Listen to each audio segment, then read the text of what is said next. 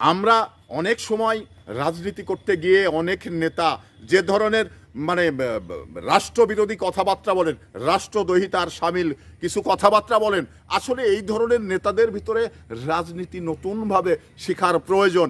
রাজনীতি সম্বন্ধে আপনার লেখাপড়া এবং জানার দরকার রয়েছে। তো এই ধরনের মানুষগুলো এই ধরনের কথা বলে না। জামাতের একজন ভদ্রলোক উনি কি বলছেন যে নির্বাচনের সকল সারা বাংলাদেশে জামাতের যেখানে প্রার্থী হয়েছেন সেখানে মানে প্রশাসন এবং সেনাবাহিনী, বিজেপি সবাইকে জামাতের নিয়ন্ত্রণে নিতে হবে। জামাত যদি উঠতে বলে উঠবে, জামাত যদি বসতে বলে বসবে। এই ধরনের একজন জ্ঞানহীন বক্তব্য দেন একজন প্রবীণ মানে নেতা।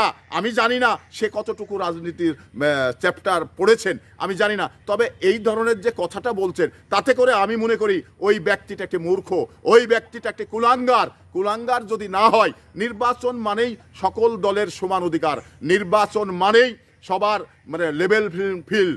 সেই ফিল্ডগুলো যদি আমরা সবার জন্যে মানে সব প্রার্থীর জন্য নিশ্চিত না করতে পারি তাহলে এই নির্বাচন নিয়ে বিতর্ক হবে। তো ওই মানে কুলাঙ্গারটি জানা দরকার ছিল, মাথায় টুপি পরে আছে, ইসলামী পোশাক পরে আছে, অথচ তার ভিতরে এই নোংরামি, তার ভিতরে এই মানে কুৎসিত চেহারা লুকিয়ে রয়েছেন। তো আসলেই সে মানুষ নাকি অন্য কিছু?